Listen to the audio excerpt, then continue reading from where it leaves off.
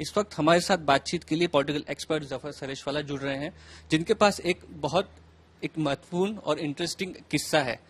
अतीक अहमद से आपकी बात हुई थी, उनके बेटे असद, उसका एनकाउंटर हो चुका है, उससे उसको आपने देखा था, मिला था। क्या किस्सा है वो, कब की बात? देखिए, यानी मुझे तो यूं दुनिया भर से लोगों के फोन आते हैं और मतलब पता ही नहीं होता कहाँ से मेरा नंबर आ गया लोगों के पास। और मेरा एक मिजाज है कि अगर कोई तकलीफ में है, अक्सर कोई परेशानी होती है, तकलीफ में होती है, तो मैं कोशिश करता हूँ कि अगर मैं किसी की मदद कर सकूं तो मैं कर देता हूँ। तो इस तरह से एक दिन हमारे एक जानने वाले हैं, नॉन मुस्लिम हैं, जो मेरे साथ हमारे तालीम और तरबियत में काम भी करते हैं, उनका फोन आया कि यार वो कुछ इलाहाबाद के लोग आपसे मिलना चाहते हैं। तो मैं ये समझा कि यार इलाहाबाद में हमने प्रोग्राम नहीं किया, हमने हालांकि बनारस में किया और यूपी के 11-12 शहरों में किया, इलाहाबाद हमेशा था लेकिन कोई वजह से नहीं हो पाया। तो मैंने कहा शायद, तो मैंने कहा अच्छा ठीक है आ जाओ, तो मैं मिल लेता हूँ किसी से भी। ये बात है 2019 की। तो वन फाइन डे बोले कि जफर भाई हम लोग पहुंचे और आ रहे हैं, तो आए। तो पहले तो मैंने देखा कि भाई बड़ा एक मिठाई का बड़ा वो, बोले कि हमारे इलाहाबाद की बहुत मशहूर मिठाई है। तो वो जो गैर मुस्लिम थे, नॉन मुस्लिम थे, वो भी थे और एक मुसलमान थे और एक नौजवान लड़का था, मतलब वेरी गुड लुकिंग, हैंडसम और बहुत शाइस्तगी जिसको कहते हैं ना, अच्छे से वेल बिहेव्ड। तो उसने कहा कि भाई, मैंने कहा बताइए क्या काम है। तो उसने कहा कि भाई मेरा नाम असद है और मैं MIT यूनिवर्सिटी में पढ़ता हूँ। ये होगा 19 साल का बच्चा, मैं समझ तो 20 साल का भी नहीं था, 19 साल का। और मैं MIT यूनिवर्सिटी जो है उसमें मैंने 5 साल का जो लॉ का कोर्स है उसमें मैं फर्स्ट ईयर में हूँ और 85% मार्क्स आए थे उसके 12th में। तो मैंने कहा हाँ तो क्या। तो उसने कहा कि भाई मेरे वालिद साहब हैं अतीक अहमद। तो पहले तो मैं समझा नहीं, फिर मैंने एक मिनट, अतीक अहमद, मेरे को फिर स्ट्राइक हुआ कि अतीक अहमद। मैंने कहा अच्छा वो जो डॉन है अंडरवर्ल्ड। तो बोले हाँ, तो मेरे वालिद हैं। तो मैंने कहा भाई क्या, बोले तो इतने में उसने फोन ही लगा दिया। तो फोन लगाया और कहा कि लो वालिद साहब। तो पहले तो मैंने कहा यार कमाल है मतलब जेल में है वो, तो आप बात कैसे कर सकते हैं। तो बोले बहरहाल उसने फोन ही दे दिया। तो उन्होंने मुझे कहा कि जफर भाई मैं आपकी बड़ी इज्जत करता हूँ और मैं मिला नहीं हूँ कभी आपको, लेकिन टीवी पे आपको मैंने देखा है, आपकी अदालत में मैंने देखा और भी बहुत सारे प्रोग्रामों में देखा है, आप बहुत संजीदगी की बात करते हो, ये वो, आप बड़े आदमी हो। तो मैंने कहा हाँ भाई बताओ, मैं तो आपके कोई काम का नहीं हूँ। मैंने कहा भाई आप जेल में, एक तो मैंने पहली बार किसी से जेल में बात की है। बोले नहीं मैं जफर भाई सिर्फ इतना चाहता हूँ, क्योंकि ये, हाँ तब मुझे याद आया कि ये उस वक्त सुप्रीम कोर्ट ने फैसला किया था कि भाई इनको इलाहाबाद की जेल से साबरमती जेल में शिफ्ट करने का। ये तब वो तब की बात थी। तो यूँ कहा कि यार आप तो अहमदाबाद के हो और आप अहमदाबाद के बड़े मानी हुई शख्सियत हो। तो मैंने कहा भाई लेकिन मैं जेल से तो मेरा कोई ताल्लुक नहीं है। तो कहा नहीं बस मैं इतना चाहता हूँ कि वो मुझे जब शिफ्ट कर रहे हैं तो मेरे साथ जुल्म और ज्यादती ना हो, और मैं डायबिटीज़ का मरीज़ हूँ तो मुझे वक्त पर ये सब मिल जावे। तो मैंने कहा देखिए उसमें तो मुझे किसी को कहने की भी ज़रूरत नहीं है।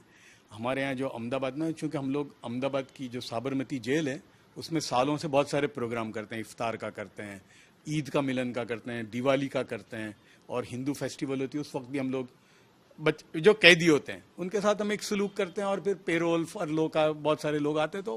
तो मैंने कहा वैसे अहमदाबाद की जो सेंट्रल जेल है और वहाँ के जो लोग हैं वो बहुत ही संजीदा हैं, वो आपके साथ कोई ऐसा मामला नहीं करेंगे।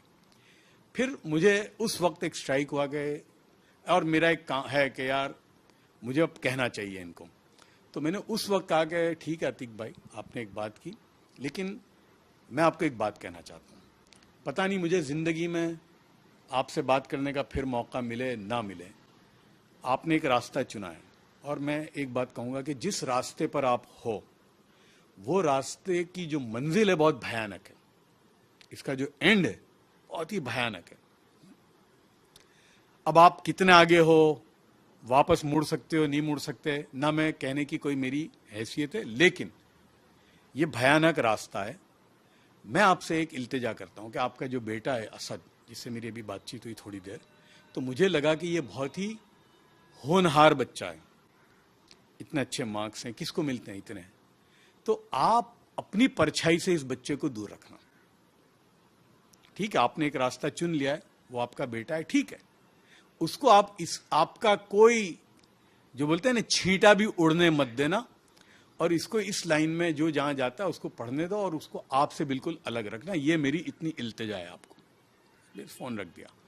फिर मैंने, असद मेरे साथ बैठा था, तो मैंने कहा कि यार देखो, मैं अब आपको मेरा भी बेटा इतना ही है, 19 साल का है, मैं आपको एक बाप की हैसियत से कहना चाहता हूँ कि अभी आपका तो इस दुनिया से कोई वो नहीं है, आप पढ़ के और जिस तरह से आए हो, माशाल्लाह, आपको मैंने सुना जिस तरह से आप बात करते हो, यानी आपको आपके बाप का कोई अभी तक असर नहीं है।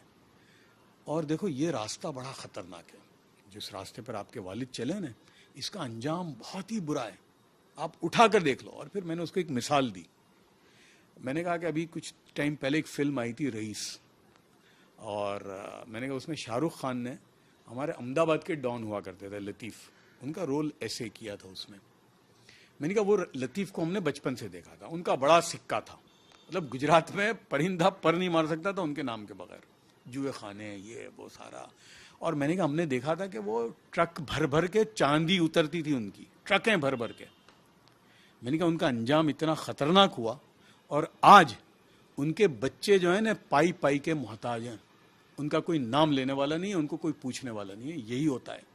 इसलिए मैं आपको हाथ, फिर बाहर में उसको छोड़ने गया तो मैंने कहा मैं हाथ जोड़ के कहता हूँ कि इस रास्ते से दूर रहो। फिर उसने उसकी वालिदा को फ़ोन लगाया, उसकी मदर को फ़ोन लगाया, तो चूँकि मेरा एक इंसानी फ़र्ज़ था कि इतनी बड़ी मिठाई बेचारी ने भेजी थी, तो मैंने उनको भी यही कहा कि आपके बच्चे से मेरी मुलाकात हुई, बस मैं आपसे भी यही इल्तिजा करूँगा कि अपने औलाद को उनसे दूर रखना, और ये बहुत अच्छा है, आगे निकलेगा। ठीक है, बाप होता है, बेटा अलग होता है। तो ये बात मैंने तीनों को यही कही, बाप को भी, बेटे को भी और उसकी माँ को भी। तो और ये है, ये जो रास्ता है ना, अंजाम इसका बड़ा खतरनाक है, गोरी एंड। मुंबई में भी देखा गया, अहमदाबाद में गैंगस्टर्स का जो अंत होता है जिस तरह से, बिल्कुल। मैं कम से कम 10 जानता हूं, बड़े बड़े सूरमा, अरे यानी उनके बंबई में, मैं नाम नहीं लेता, कि जिनका दबदबा था, आज उनका कोई पूछने वाला नहीं है, मक्खी नहीं उड़ती उनसे। खतरनाक एंड होता है। और देखिए, सियासी पार्टियां जो है ना उनको इस्तेमाल करती हैं। लतीफ भी बड़े सियासी इस्तेमाल होते थे, लेकिन जिस वक्त कोई पूछने नहीं आया, ये मैंने उनको कहा था। मैंने कहा जो आप, उस वक्त मुझे मालूम था कि इनके पास बहुत बड़ा पॉलिटिकल सपोर्ट वगैरह है, मैंने कहा जिस दिन हुआ ने कोई खड़ा नहीं रहेगा, और अल्लाह ने तुम बहुत अच्छा हो कि ये तुम इसमें गए। अच्छा, मेरे को एक ये होता था, बाद में जब गया तो मैं जब सोचा है कि कहां अतीक और ये असद, तो मेरे को समझ में नहीं आती थी कि यार ये इनका बेटा कैसा है, मतलब ये was so well behave child. But देखो क्या हुआ। कहीं ना कहीं एक ये भी बात है कि अब ये होने के बाद, अभी जैसे भीड़ की, हम आपको महाराष्ट्र की बात बता रहे थे, पोस्टर्स लगे, शहीद कहा गया, निषेध कहा गया, पुलिस कार्रवाई हुई, लोगों तक आप क्या संदेश पहुंचाना चाहेंगे? क्योंकि सोशल मीडिया, टीवी पर देखते हैं ये बातें, उसके फिर रिएक्शंस दिखते हैं। यार मैं मुसलमानों को अगर कहूंगा, भाई अल्लाह के बंदो, तुम्हारे रोल मॉडल कौन है? रसूलुल्लाह सल्लल्लाहु अलैहि वसल्लम की जिंदगी है, हजरत अली हैं, हजरत इमाम हसन हुसैन है, उमर है, अबू बकर हैं, ये है रोल मॉडल तुम्हारे। क्या उनकी जिंदगी में ऐसा स्लाइट भी कहीं है? तो हमको अपने रोल मॉडल तो सही सिलेक्ट करो। ठीक है, मैं उस पर बोलना नहीं चाहता, अतीक के साथ जो हुआ, जो भी हुआ ठीक है, लेकिन भयानक हुआ, क्योंकि इस रास्ते का अंजाम यही है। तो मैं हमारे मुसलमान अगर जो हों या जो भी होंगे, गैर मुस्लिम भी होंगे, उनके भी अपने हीरो होते हैं, वो मैं उनको बोलूंगा, भाई अगर कोई हीरो हो ना तो रामचंद्र जी हैं, कृष्ण है, वो हैं हीरो हमारे। या हमारे हीरो हैं प्रॉफिट मोहम्मद सल्लल्लाहु अलैहि वसल्लम, सहाबा हैं, महात्मा गांधी हैं, ये हमारे रोल मॉडल हैं। कि उन पे भी हालात आए, हालात आते हैं, यानी ये जो कहते हैं ना यार वो, अरे भाई हालात तो आते हैं सब पर, उस वक्त संभलने का वक्त होता है। ये एक्चुअली है ना, ये एक वो वक्त होता है, वो संभलने का वक्त होता है। और उस वक्त आदमी स्पर ऑफ द मोमेंट में जो गलत डिसीजन लेता है वो फिर भारी पड़ता है। रास्ता तो सही नहीं है ये रास्ता जो है। और कानून देखिए ना, अच्छा कितने साल से अंदर थे वो, मैंने जब हम बैठे थे तो तब और भी जो, मैंने कहा यार ये क्या जिंदगी है, यानी 2019 की बात है, तो मुझे किसी ने कहा कि 2005 से अंदर है, और भी बताया गया इन एंड आउट है। मैंने कहा आप बताइए कि 55 साल की जिंदगी में आदमी 30 साल अंदर और बाहर, ये कोई जिंदगी है अल्लाह के बंदे? ये क्या जिंदगी है? क्या हासिल क्या होता है बताओ इससे? तुम तो अंदर ही हो, जेल तो जेल है ना। अरे जेल से इलेक्शन भी लड़ते हो, कौन सी अक्लमंदी है भाई? तो इसलिए हमको अपने रोल मॉडल जो है ना वो भी सही चुनने की जरूरत है। इसे मैं किसी पर कोई टिप्पणी नहीं करता, और मुझे बहुत अफसोस हुआ ये बच्चे का कि ये अगर पढ़ा होता बराबर तो ये कहां का कहां पहुंच जाता। आज भी कई लोग हैं जिनकी जिंदगी संवर सकती है अगर सही रास्ते पे आए। बिल्कुल। अगर मैं कहता हूं कि हमारे यहां गुजराती में कहते हैं एक चीज है, जाग्या त्यांथी सवार। जहां से जागे वहां से सुबह। ठीक है, अब जिंदगी गुजरी, टर्न ले लो भाई, take a U turn.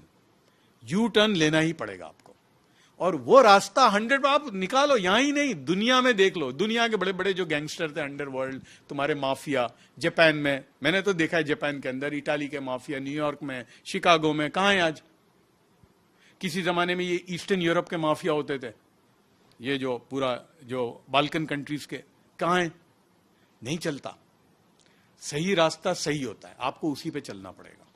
Encounter killings भी कहीं ना कहीं डिबेटेबल विषय रहा है, वो भी कई जगह मुंबई में या कई जगह देखी गई है। एक वो चीज भी शायद सही तरह से कंक्लूजन नहीं होता कहीं ना कहीं। भाई देखिए, वो तो है। अब वो कोई यानी यहाँ बॉम्बे में भी बहुत सारे सीरीज हैं। अब वो भी गलत है, यानी कि देखिए हमारे मुल्क की सबसे बड़ी खूबी आप देखिए, हिंदुस्तान की, कस्साब। पूरी दुनिया ने देखा है ना, गोली चला रहा था, कितने लोगों को मारा। क्या हमने वहां गोली मार दी उसको? क्या किया? उसको प्रॉपर ट्रायल दी, lower court, high court, supreme court. और सिर्फ वही नहीं, हमारे कॉन्स्टिट्यूशन में है कि देखिए मुल्क का दुश्मन है, टेररिस्ट है, उसको लॉयर भी दिया हमने, भारत सरकार ने दिया, और प्रॉपर उसको दी सुप्रीम कोर्ट में। फिर उसको कहा गया अच्छा ठीक है भाई, रिव्यू पिटीशन भी कर सकता है। मतलब सारा सब कुछ होने के बाद तो ये रूल ऑफ लॉ है हमारे मुल्क का, और उसका फख्र है हमको कि हमारे यहां बनाने रिपब्लिक नहीं है।